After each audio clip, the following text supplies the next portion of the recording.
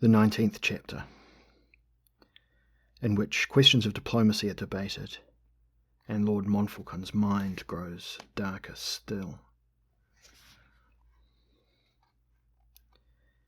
Iguanas and peacocks gave a singular tropical quality to the Queen's summer lawns as they stalked and prowled the grass, the flower beds and the terraces of her gardens. The strange, leathery smell of the huge, iridescent reptiles, brought as a present by Sir Tom Fine and kept through most of the year, sleeping near the furnaces heating the palace, reached Gloriana's nostrils through her open windows as she studied the plans presented to her by Master Marsilius Gallimari, the master of her revels. "It will, as usual, be a bright and elaborate affair, Your Majesty," he told her eagerly, "with all the trappings of ancestral chivalry. In the great courtyard to remind the people of their fortune, with yourself as Queen Urganda to attend the tilt." She sighed. "The plans seem most cleverly conceived, Master Gallimari." She leaned back upon her couch and moved a lassitudinous fan near her face. She was clad all in light-coloured linens, muslins, lace and silk, with a little lace cap upon her glowing hair. "I assure you of my approval." "I shall ask Master Weldrake for some verses, since the topic is so close to his heart." "Verses, of course. And you should commission a few lines at least from Master Wallace, or he will be offended." "Perhaps a prelude and a song." "Excellent. Master Tolkada will create the illusions and the parts of knights, gods, goddesses, monsters, and so forth. Choose whom you will. Some already have chosen their own parts. Your permission is required, Your Majesty." His dark face sought a smile. "They have it." Master Gallimari was somewhat frustrated, disheartened by the Queen's evident uninterest in his elaborate entertainment planned for Accession Day. He had, however, become used to her apparent indifference since the spring festivities. He was sure sometimes that she blamed him for Lady Mary's death. Hesitating, in the hope of detecting denial or confirmation of his fears, he added, "And the music, Your Majesty? We'll commission some. Composer and consort must be paid. We shall pay them. And dancers? Master Priest can supply dancers, as usual." "Aye, Your Majesty." Master Gallimari looked down upon the heavy, tragic face of Albion's Queen. "Your Majesty is not displeased with the summer entertainment? Your inventions, as ever, Master Gallimari, are excellent. There should be jolly sport." He was certain he detected irony. "Well, it seems, Your Majesty, that you have lost interest in my work. If there is something lacking—" She smiled and became gracious. "Master Gallimari, your only fault is that you interpret disapproval when all you find in me is sadness." She was brave. "I look to you, Master Gallimari, to improve my humour. Make your best efforts. They shall be appreciated by us." Relieved, the handsome Neapolitan swept, bent and backwards from her presence. The Queen saw Una, Countess of Skaith, in summer silks and swinging farthingale, crossing the lawn in the company of a listing Lady List, who widened blue eyes at the heavy reptiles and clutched with comical gesture at the Countess's arm. "Dragons, in faith!" "They guard the Queen," Una was saying lightly, "as the dragons of old guarded Queen Guinevere." "She needs 'em," Lady List straightened. "We're all in danger, women especially. There's more femicide planned. Weldrake thinks it too." She exchanged a glance with a cold-eyed lizard. "You've heard something?" "Sensed, that's all. Well, unlike you, Lady List, to trust to a feeling only." "These are not days for trusting to logic. The greater one's intelligence, the greater the confusion. And my poor brain is ever confused at the best of times." Lady List smiled self-mockingly, then curtsied when she saw the Queen emerge into the garden. "Your Majesty." "Lady List, Una, a lovely day." Well, too hot for me, I fear, said Lady List, adjusting cuffs and collar, straying honey curls. One thirsts so. The three moved in the direction of a marble fountain. King Alexander the Great at the corn of Queen Hecate of Iberia, with water nymphs and dolphins. They lifted their faces to the spray. It is our hottest summer. The Queen brushed moisture from stomacher and skirts. It seems to infect the whole palace, arousing strange passions. Unsuspected passions in the most unlikely persons. Your Majesty believes it is only the weather creates the mood. Lady List spoke as one who hoped for hope. Weather has a great deal to do with everything. Gloriana turned her eyes towards the blue sky, shading out the sun with a lace-sheathed hand. That's always been my strong fancy, Lady List. You'll see, as the weather grows milder, so shall our sensibilities find better balance. Lady List tripped upon a small step and ran forward, with arms flailing before she righted herself. I am encouraged, madam. She cast about her, as if for a seat, or perhaps a bottle. There came a yell from behind a large dodo, a carved bush, and a long-legged creature, apparently armoured in checkered plate, ran into view across the path, through another hedge and onto a lawn. The Queen and her ladies stopped dead in astonishment, for now came a trio of guards, with ruffs and tabards flapping, caps askew, swords drawn, giving chase to the armoured flashing figure, while behind those panting, imploring, in stained smock and velvet cap, Master Tolkada cried, Hold! Hold! Do not harm him! Master Tolkada! The Queen's voice brought him to a stumbling halt, which he turned into a ragged bow, though his eyes still followed the soldiers and their quarry. Who's that, sir? The Queen was imperious, by habit, and perhaps to amuse her two friends. Whom do they chase, Master Tolkada? He tried to speak. He flapped his hands. He was in agony, a quandary. Madam, minor adjustments, all that's necessary. Forgive me. Some servant of yours? Some captive of the Thanes? Or no, your Majesty, not quite a servant. Oh, dear. He was eager to continue the pursuit. He cast anxious eyes after the flashing, checkered figure, who now ran around and around a large yew bush, cut to resemble a castle, flattening a bed of pansies, knocking over one of the soldiers. I thought at first, said Lady List, that it was Sir Tancred escaped from the tower. Then she regretted her lack of tact and shut her glorious lips. Well, who is it, sir? Asked the Queen. A harlequin, madam. A comedian? What has he to do with you? Well, he's mine, madam. Made by me, madam. A mechanical creature, madam. I meant to present him to you in a... Well, I'll present him later. Only I beg you, madam, tell your guards not to harm him. The machinery is delicate. And easily displaced? The Queen was amused. At present. They will be made right.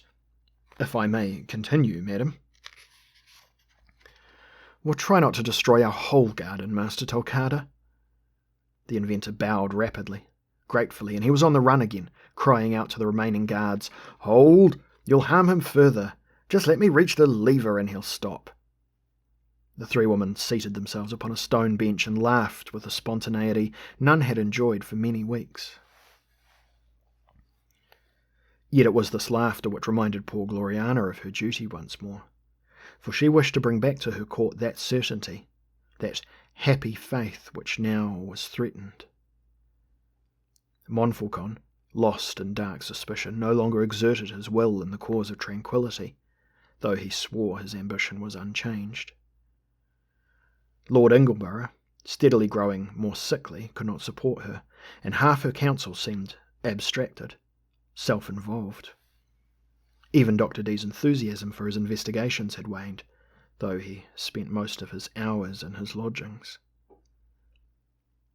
Seeing herself as Lady Mary's betrayer, she in turn felt betrayed by her council, though it might be she expected too much of them.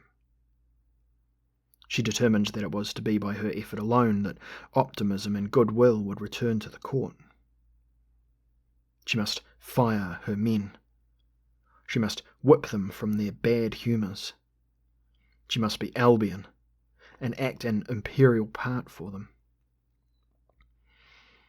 There was none at present upon whom she could rely, save Una, and Una was primarily a private friend, with Gloriana's private needs her paramount concern. Gloriana gathered herself from laughter and from the seat, and bade farewell to them. "I have convened my privy council, and it awaits me now," she said. The Countess of Scathe became serious and began a question, but Gloriana was moving between hissing iguanas and trumpeting peacocks back to the doors of her apartments.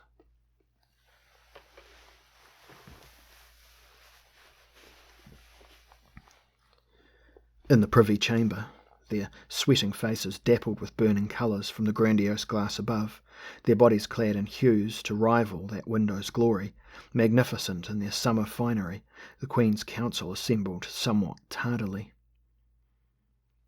On a chair made with poles into a litter, Lord Ingleborough was carried in by servants. His heart still faltered.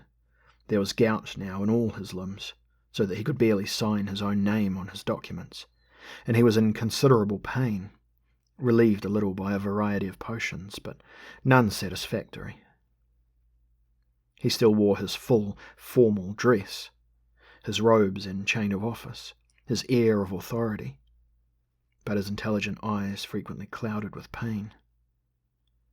The gout had spread so suddenly, as if carried on the same air which brought murder to the court, that Sir Amadis Cornfield, prone sometimes to superstition, considered the thought that Lady Mary had been a sacrifice to a demon, summoned by one of Dr. Dee's profession, and that the demon itself moved unchecked everywhere, bringing madness, sickness, grief. He looked across at Dr. Dee, who seemed older, frailer, almost as weak as Ingleborough, yet oddly animated. Sir Amadis pushed the thought away and dwelt on pleasanter things. His little mistress, who had come to relieve all his burdens just in time. This moment was soon gone, as Sir Amadis recalled Lord Gorius Ransley's ruthless attempts to woo the girl away from him, even hinting recently that Sir Amadis's wife would be informed. Lord Gorius, a widower, and courted by many unwed ladies, sought, in Sir Amadis's opinion, to seduce his girl from mere spite. In the old days he would have been tempted to settle the matter with a challenge. He regretted the passing of some of Herne's customs. He glared across the table at his would-be rival. Lord Gorius pretended to ignore him. Elsewhere, Master Florestan Wallace sat, composing verses upon his paper, a look of almost ludicrous serenity on his thin scholar's features, while beside him Master Orm hummed a tune and sniffed at a posy, apparently as content in his way as his fellow counsellor. Master Gallimari was busy with his arrangements. Sir Vivian Rich grumbled a little about the heat and dropped perspiration on table and tools with many apologies.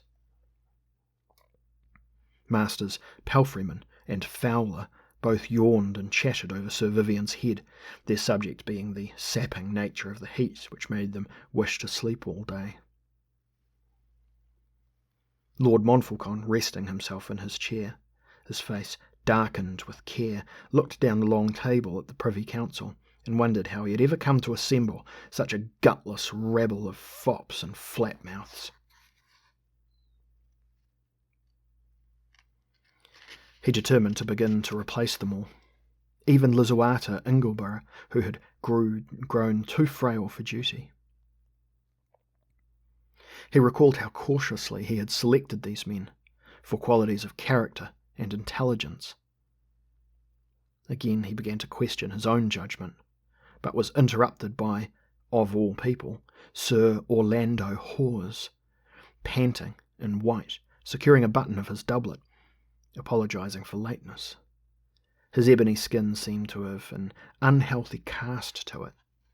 and he too sweated, stinking strongly of lavender water and a woman's bedchamber, as most of others stank of roses or poppies.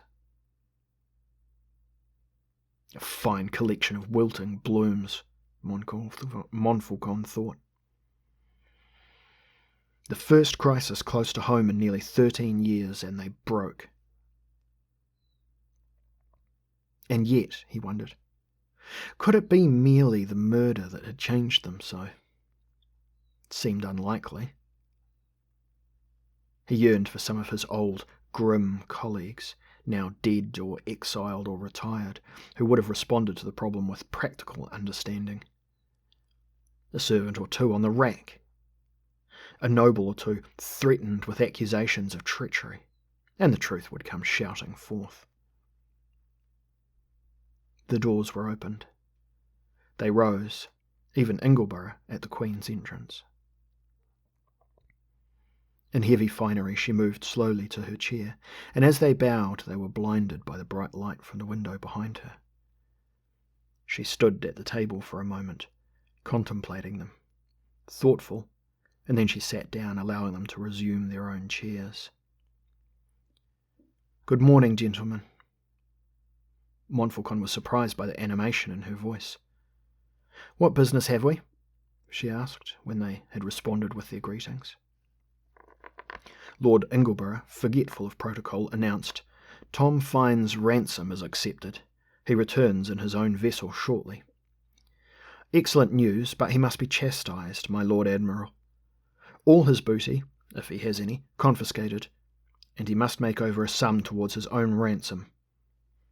Lord Ingleborough nodded, agreeing with this justice. Montfallcon felt his own spirits lift. Lately the Queen had been careless of the Council's business, offering scant guidance to them. And now she was once more valiant. A warmth bloomed within him that had nothing to do with the heat of the sun. His Gloriana was showing her father's strength again. The Council was becoming more animated, looking expectantly down the table to where the Queen sat, upright and smiling. "Your Majesty," he began, "in the matter of the murder of Lady Mary, I regret—" She waved a royal hand. "That business is best forgot, my lord. Though we feel sympathy for poor, mad Sir Tancred, there seems little doubt he was the murderer after all." She brought relief to them. They had, it seemed, waited only for her positive word. Darkness was dismissed from every skull. "There remains the matter of the Perrott lads," said Lord Admiral. "We have news they're arming ships at rapid rate. To attack Arabia? Well, it seems so, your Majesty. Well, then they must be stopped." "Agreed, your Majesty. However, it is a delicate problem, for they act surreptitiously." "Summon them to court. There'll be no secrets in this state. We have always said so." "They will not come, your Majesty." Sir Amadis, as a Perrott relative, spoke with some embarrassment. Sir Orlando said, "Cannot the guns be spiked? The ships hold?" He looked to Ingleborough. "Possibly." The old man drew a deep breath. "But this would only delay and worsen the situation." "Have you men to do it?" asked Sir Orlando of Montfallcon. Lord Montfallcon once again regretted Quire's death. If he agreed, he would have to send Tinkler and Hogger and some like them, and they would bungle it. He might even be forced to recruit Webster and his garrulous mock gentlemen. "You hesitate, my lord." Sir Orlando was again his stoical self. The Queen looked on, frowning, unhappy. "I do, Sir Orlando. I am not certain it is the best scheme. It is underhand." "Well, then we must be underhand if the Perrotts are underhand." Now he realized that Hawes was speaking uncommonly wildly, believing himself to be forceful. Montfallcon became doubtful and looked to the silent Queen. "Your Majesty has never permitted such methods in the past. She has always been most sensible to the fact that the crown must be seen to be without blemish." Now that she appeared to acquiesce in the kind of scheme with which he was all too familiar, he grew alarmed. All his life he had protected her from knowledge of how he maintained her security, her diplomacy. To hear a scheme discussed in open forum and not immediately dismissed by her was shocking to him. "I think not." "Well, otherwise we risk an Arabian war, eh?" said Master Ormer. "Exactly, but—" "Now then, let's have one." Master Palfreyman was on his feet. The Secretary of Arms was unusually fierce. "Let's punish 'em. Show 'em their place. They've been allowed to scheme too long, murdering our folk, challenging our power, having the gall to propose marriage to our Queen. Let's raise Baghdad, Your Majesty." The Queen was pale. As if by imitating her father's mood, she realized for the first time what could be released in her name. But she smiled. "There can be no war," she said. "It has always been our agreed policy with Sir Orlando that war wastes lives and money, that it introduces a false sense of unity while it is being fought, and creates unexpected dissension when it is over, for once men get the habit of making war they find it hard to lose, and must look for other wars, other enemies. So we attack the brave Perots instead, betray their cause, which is a just one," said sardonic Master Fowler. "I beg your pardon, Your Majesty." He sat down. "The Perots have been summoned and refuse to come," she told them. "Such disobedience angers us, but yet we sympathize. We forgive them their wrath. They have lost first a sister and then a father. But what proof is there that Arabia is at fault?" "Well, it is well known, Your Majesty," said Sir Amadis. "Some vengeance taken by Lord Shahryar before he returned to Baghdad. You must admit he hurried away soon after, recalled by his Caliph. This rumour sprang from nowhere. Sir Tancred, I insist, was the murderer." She seemed to burn with regal fury. "I'll not permit a war, never that unless attacked." "Well, Arabia proves herself aggressive daily. She'll strike soon enough." This from saturnine Master Palfreyman again. "If she strikes," said Gloriana, "we'll strike back. We are Albion. It is our duty to resist the old habits of the Age of Iron. Are not all of you here, as every one of our people across 3 continents, convinced of that? Do you wish this delicate golden age to survive, to become sturdy, to become set, firm-moulded, inviolable? You do, gentlemen, I know.